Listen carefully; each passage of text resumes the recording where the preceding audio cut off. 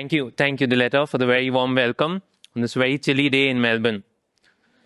It's actually a bit unreal for me to be talking from this stage called the Askable stage because it's a company that was founded around about the same time as my son Vivan was born, about 7 years back, and I've seen them grow strength to strength. For the longest time ever, I've actually been struggling. So I've been struggling on how to start today. Created a bit of hype with my topic of designing for experiences that people don't want. I really struggled on how do I start today. So I went back to my core basics and I thought I'll share two very personal stories today. October 2018, my wife had joined me in Australia. I was working here and we faced wage issues. She was not paid her wages. There was exploitation and whatnot in Australia, Melbourne itself. We went to Fair Work, who then took us to Federal Circuit Court of Australia. We got the orders in our favor. Nothing transpired out of it. But we had done nothing wrong, right? She had done nothing wrong. But it was an extremely traumatic experience. And I'm already starting to get goosebumps, which is not good. But I'll try. So, yeah, that was a very tough experience going through that whole system. 2 years later, October 2020, my father-in-law got diagnosed with a brain tumor out here, behind his ear. Fortunately, non-malignant, but there were COVID times, countries were in lockdown. He was in a state called Bihar in India. We managed everything, he's doing well. But again, navigating through that experience, something that we don't want, nobody wants. Little did I know that I will actually land up designing for such experiences, helping people in these journeys. Over the last 6 years, which is roughly half of my overall career, I've got an opportunity, extreme privilege to work in the government and healthcare sector. And I'll be sharing some stories of how I've navigated these situations. And hopefully some of it benefits you in your respective sectors. So I worked with VCAT, which is Victorian Civil and Administrative Tribunal, True North, which is the prostate cancer cause of November, Nuts and Bolts, the testicular cancer cause of November. Did a little bit of work for Social Security Scotland, which is a bit like Medicare, but of Scotland. You can think of it that way. And a little bit of work with NHS in the video conference space. And just in case people are wondering why I've chosen that picture of my son, he's now 6.5 years old, but he keeps me very grounded by asking questions like, Daddy, what do you do for work? And that keeps me very grounded. Or what do you do in office whole day? Yeah. So for the first part of my career, roughly 6 years, I thought designers basically need to create delightful and frictionless experiences for these users, right? And to create this, we need to talk to these users at the problem definition stage and the solution design stage and the rest of it. So only in the latter part of my career, I realized not all of that is true. Sometimes we do have to create friction. We do have to set expectations that people would not like. Sometimes I do have to convey that you are going to have sexual issues or urinary dysfunction and so on. Sometimes I do have to create friction in the VCAT process. I can't design a super smooth process for somebody who could face eviction from their homes, right? And the second part of that statement, right, talking to the users, not always true again. Let's have a look why. In VCAT, people, or in Victoria, or all states of Australia, that is, people can come to VCAT for, under the Residential Tenancies Act, if you're facing personal or family violence issues, you can come to VCAT to get out of your rental agreement. Very traumatic experience. Similarly, under the review and regulation list, a lawyer or a medical professional can come to review the decision that's been made against them, which will then determine their ability to practice law or medicine, etc. Both these user types and several other user types go through what would be called complex trauma. They coming to VCAT, I believe, is an adaptation. Adaptations are a strength and they have enabled somebody to survive. So talking to these users, re-traumatizing them is not done. Any kind of insights that I get, any kind of award-winning solutions that I might produce after talking to these users, I believe, will not justify the harm that I can cause by re-traumatization. So just because you can, please don't. Yes? So let's get into some practical examples that I'll share over the next few slides. Considerations when talking to people who are in this difficult or vulnerable space, before, during, after. I share these experiences by spending over 100 plus hours with users who have been in these situations. Before, set clear expectations. Tell them what's going to happen, what's not going to happen, what could potentially happen when you're talking to these users. In the prostate cancer space, we have this thing called EPIC 26. It's a list of 26 questions asking you how your urinary function is, how your bowel dysfunction is, how's your sexual function or lack of it, and hormonal function, etc. It's essentially asking a man how your penis is working, right? Unfortunately. So we set that expectations with them, and it's actually worked wonders with us. Men have actually come up and given me times when they are alone in the room so that they can talk more freely. They have actually brought in their emails and diaries that they were using during their prostate cancer journey. And all of that was gold information for us, just because we set expectation that we'll be talking about such topics. So we follow a similar approach in VCAT when we're designing some solutions, that we set expectations that, look, you're going through a complex court/tribunal process, but we as researchers will not be able to help fast track your case or give you legal advice. And that's worked well for us so far. I'm sure many of your calendars look a bit like this, packed back to back, especially during research activities. But please don't do that. Because when you're talking to these people who are in a vulnerable place or a difficult place, they just want to talk, right? So be there for them. Don't say, I have a hard stop, let's reconvene, or all of that. Build some time so that these people can just talk more freely about what their experiences have been. Printing out the interview guides or research guides or whatever that document might be works really well. If it's a video conference, I'm able to just look at the paper and have a face-to-face almost conversation, and instead of looking at dual screens and not maintaining eye contact with the men or the people that we're talking to. If it's face-to-face, not having a laptop in middle between me and my friend out here works. So all of these small things I've learned while talking to these users, which I hope can help you all as well. During the sessions, create a safe space.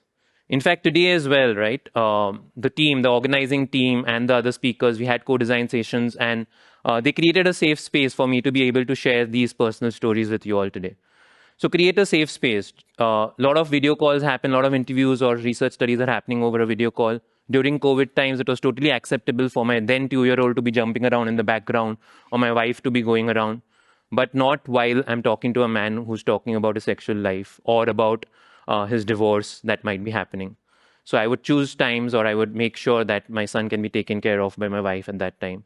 Keep professional backdrops. We had a side business related to balloons. Obviously, I can't have balloons floating around in my backdrop when I'm talking about such sensitive topics. So create a professional background. Use only one screen. Askable has not paid me to say this, but Askable sessions works well for me because the end user just has to click a link and log in to the conference session or the interview session. They don't have to install any software, hardware requirements, very minimal. They don't have to create any username, passwords, etc. So think about how your users are going to join. What kind of situations are they going to be joining in? We were talking to a lot of men who are facing sexual dysfunction. We were trying to create a product for sexual dysfunction. And a lot of times these men would just break down based on the sample content that we had written up in our prototypes. I thought it's best to take a pause and just then disconnect the call. The consistent feedback I got from the men that we were interviewing in 6 countries was that, no, we just want a small break, have a sip of water, and then continue the talk. Because they just somehow felt very nice talking to somebody, looking non-white person, I guess, or whatever might be the reason, and sharing their story. And most importantly, they felt that they were helping other men out there in the world. So think of your research process or your design process, whatever that might be, as a maps. It's going to guide you from a source to destination, but it's not going to tell you what's the traffic like or what's the accidents like. So be mindful of what your users are saying and accordingly navigate the situation. In another situation, I had men, or this particular man, who had fatigue as a side effect from prostate cancer treatment. And at the 15-20 minute mark, I could see that he's really fatigued, and we could see it in his voice and face, and he was struggling to talk. So it was my duty of care to stop the interview out there. right? If there's one thing that you can take away from my talk today, is that we are researchers, we are not minors. So understand the situation and stop after a point in time, please. Um, this is one of my favorites. After the research study, I'm sure all the researchers or designers when have built in, debriefing times. Hey, how did that go? What did you learn, etc. Yes, do that, but also build in compression times with your team. Go for a coffee, go for a walk, play some music, maybe cook something if you're at home.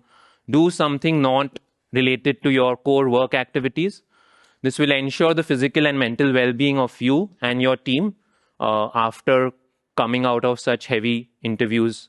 It's very essential. Again, going back to the 2 slides back. So build compression times in when you're doing these kinds of studies. It's only when you're able to take care of your team or the team is able to take care of themselves, can they help the others as well, right? See for any feedback that might come from the men or the users that you've spoken to. Out here in Askable, there's this feature where you can see what the people have said, and accordingly you can respond to them after the interviews. Reach out to them, not for the compensation bit, that can happen through the admin process, but just check in with them how they're doing 24 or 48 hours later after having these emotive conversations. Tell them what is happening about your feedback that was provided. There's this person whose very big pain point at that point was figuring out the free toilets in UK. But he did not know that there's an app out there in the world that exists which can tell him which are the free toilets in UK so that he can change his diapers/nappies, whatever you want to call them, in the different parts of the world. So send that to them. It's not a solution that you have designed, but it's helpful for those people out there. So follow up with them. And note down all your data points on Post-its or whatever works for you.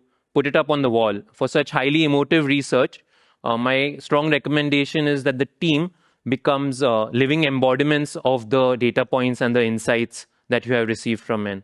Producing a research report or whatever that might be at the end of it doesn't have the same impact as everyone in the team coming together and doing the synthesis activity and figuring out what the insights were. Observational studies. So we had this rule that people who are in the treatment journey, whether it's testicular cancer or prostate cancer, we do not talk to them. Similarly, we have a self-imposed rule that people who are going through the VCAT process of hearings and that entire complex process, we usually do not talk to them because the emotional strain that they are going through is way too high. And no amount of my research needs can justify talking to these men or these people. And sorry, I keep using men because that's been my primary focus, but it's people in general or humans in general. But that doesn't mean that we cannot get insights of that journey. So observational studies have been absolute gold for us. Out here in a multi-speciality hospital, we were quickly able to figure out what the prostate cancer patients or the testicular cancer patients experience. We learned that we had a product offering which we thought that the doctors will push to the patients, a digital product offering. But then we quickly learned that it's not them, but it's the allied healthcare providers or the nurses who are best placed to push that digital product to the people suffering from those cancer types. So we quickly changed our product strategy after these observational studies. Out here, it's a VCAT hearing room where a member is somewhat like a judge in a typical courts ecosystem. It's called a member in a VCAT ecosystem. The VCAT member sits here and the two parties involved sit here and the whole interaction happens. But these hearings are quite emotive again in nature. So we did not interject on those, but just observe these hearings and accordingly interject our digital solutions as seamlessly as possible. Out here is a urologist from Sunshine Coast. In fact, I'll just do something adventurous. This is out of script for me, but still. So you see that chair out there? I thought, come on, dear urologist, you earn so much, you can have better chairs. But then little did I understand that it was one of the most human-centered design chairs because these men who come with prostate cancer treatment, usually wearing diapers or nappies, might have some bags out here for the urine storage. And then getting up from the chair is quite difficult. So it's very difficult to get up from this chair. But that chair had really strong side handles. So it was very nice for them to get up from that chair. So all of these insights we would have never gotten from talking to users, but we got these just by observing and accordingly coming up with product recommendations. So my request to all, before jumping into talking with user types, pause, ask yourself, can you get similar outcomes by the power of observational research? Right. This brings me to the last part of my presentation today. How do you measure success in these types of sectors? It's a bit like a bowl of spaghetti. Everything is intertwined, and separating one strand is very difficult, I believe. But there are some techniques which I'll share. But before that, the most beautiful story I've heard about these kinds of causes is like throwing a pebble or a stone in a pond, and you can see the ripples that are created immediately. You can probably count them or see them, but the ripples might create an effect at the shore after reaching there, but you can't see that. So it's a bit like that. So you can do some actions, you can see what's happening, but whether those will have some impact or not at the end of while it reaches the shore, it's quite difficult. So how might it translate into a non-abstract scenario? So this theory of change framework by UN Women serves as a good reinforcement point or reference point for me. How do each of these activities, I'm not going to read them, but how do these activities ladder up to get that long-term employment at livable wage for domestic violence survivors? Right? So that's the theory of change framework that UN Women have created. You can have a read by Googling them. We created a similar framework for men with prostate cancer. Are they able to understand the content that we're providing? Are they able to interact with the content that we interact with the tools that we're providing? Are they finding them helpful or not? Are they able to take action or not? And so on.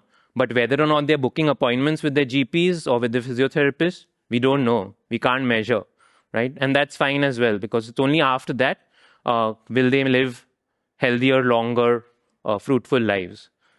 But you know what? I can measure only till there. And that's fine as well. So working in these types of sectors is very difficult, yes. Not knowing what to do or what to do, what to do or what not to do can be very difficult.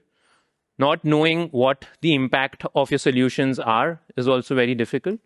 But my key takeaway for everyone today would be persistence. If you keep persevering on these problems with utmost sincerity and honesty, you will definitely see results and help many people out there in the world, and it will guarantee results. With that, I wrap up. Thank you very much.